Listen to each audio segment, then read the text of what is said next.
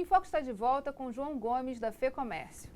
João, o Rio já inverteu essa pirâmide de crescimento demográfico e antecipou uma tendência que é do Brasil e de grande parte do mundo, de você ter uma população muito mais envelhecida e poucos jovens para sustentar essa base.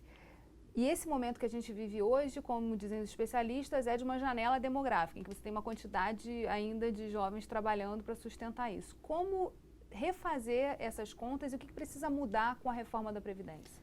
Isso é um ponto interessante, né? Porque você tem Rio de Janeiro, você tem Minas Gerais, você tem Rio Grande do Sul, com uma maior concentração comparada, né, aos outros estados do país, uma maior concentração da população acima de 55 anos. A gente fez esse corte porque a questão do corte era, né, da Previdência, né, na questão nacional.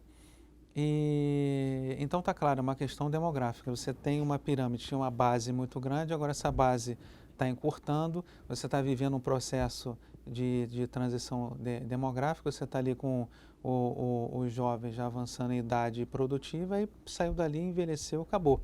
Esse é um dado positivo, porém, o índice de desemprego entre os jovens ainda é muito grande, né?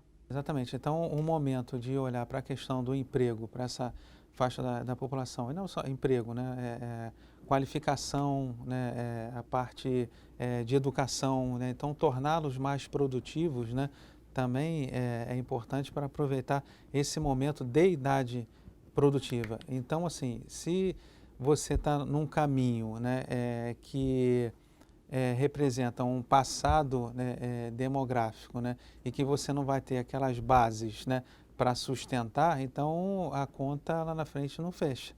E para pagar essa conta, dado que isso daqui não existe, vai ficar cada vez mais difícil, não adianta ficar na dependência de um recurso que é ali volátil, como a gente muito bem já sofreu com isso, que são os royalties. Então é preciso que se trabalhe de uma maneira mais estruturada, né? Para quê? Para que você tenha, não só na parte da reforma da Previdência, né? Que aí seria a parte para você olhar a despesa, para estancar esse crescimento, mas como também pelo lado da Receita, tornando, né, os trabalhadores mais produtivos, né, gerando mais valor, né, e também tendo espaço, né, aí trabalhando em receita e despesa, para investimento do próprio Estado. Então, assim, criando condições e ambiente para que os investimentos voltem, também trabalhando internamente onde o Estado tem que trabalhar. E aí você faz um mix, né, de tanto investimento público quanto investimento privado, mas tendo como base de tudo a organização das contas e fazendo com que o ciclo seja virtuoso.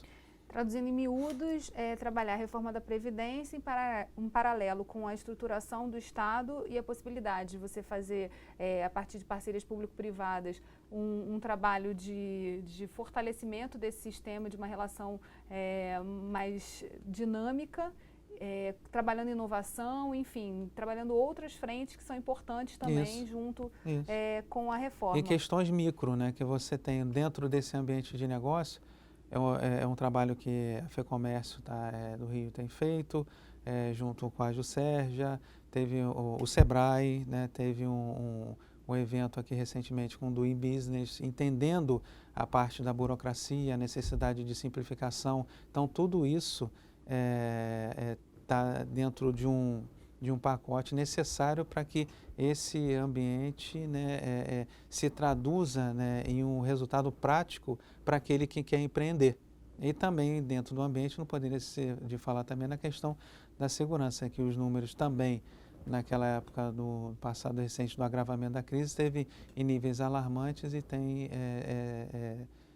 vem sendo, né, reduzido ao longo do tempo. A gente falou da necessidade da não dependência dos recursos do petróleo, dos royalties, na verdade, para sustentar a Previdência, que foi uma sistemática e uma opção do Rio de Janeiro há tempos atrás. Agora, em termos de serviço, a gente está falando da importância da simplificação dos processos, da desburocratização para elevar o nível de prestação, enfim, fazer crescer também esse setor que é a área que a FEComércio atua, né, mais fortemente, comércio, turismo, serviços.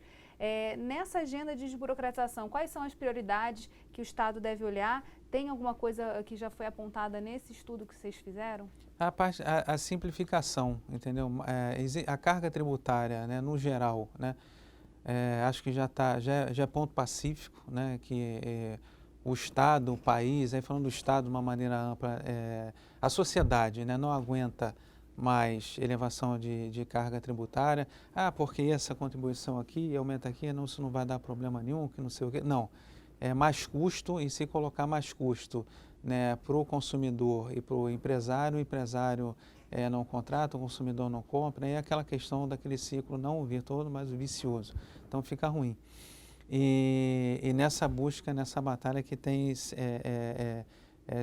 sido o foco para que isso de fato não aconteça. E a questão da simplificação, né, que pode ser alterada. Você não pode gastar horas a fio, né, como aí o relatório do InBusiness coloca, né, acho que até vai ter algumas modificações, que hoje só pega Rio de Janeiro e São Paulo e vai ser um pouco mais amplo, se não me engano, se não me falha a memória, né, nesse evento que foi colocado dessa maneira, né? Então você não pode gastar horas para que você resolva uma questão tributária, você tenha que pegar milhares de vias e aí para resolver algum tipo de problema tributário, trabalhista, etc. Então, ainda mais no ambiente como o país que você está com 90 e tantos % de micro e pequenos empresários, né? Que ele faz tudo.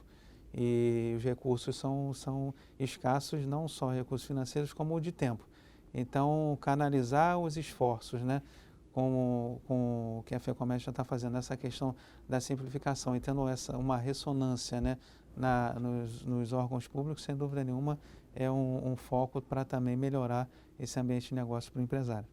Voltando à questão da recuperação fiscal, no final de 2019 houve um evento na Assembleia Legislativa em que o Conselho de Recuperação veio falar um pouco sobre qual a sistemática, quais são os deveres de casa, quais são os pontos de atenção para que o Rio se mantivesse dentro desse regime. Você, por acaso, estava lá nesse dia. Uhum.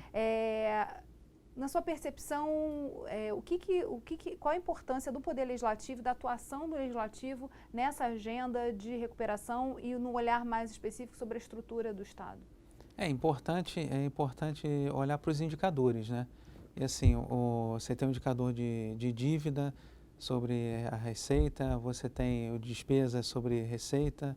Então, o mais importante é ter uma contabilização, né, correta, que eu acho que é a busca que todos têm feito em relação a esses números, né, para que tenha de fato o conhecimento do que está acontecendo, né?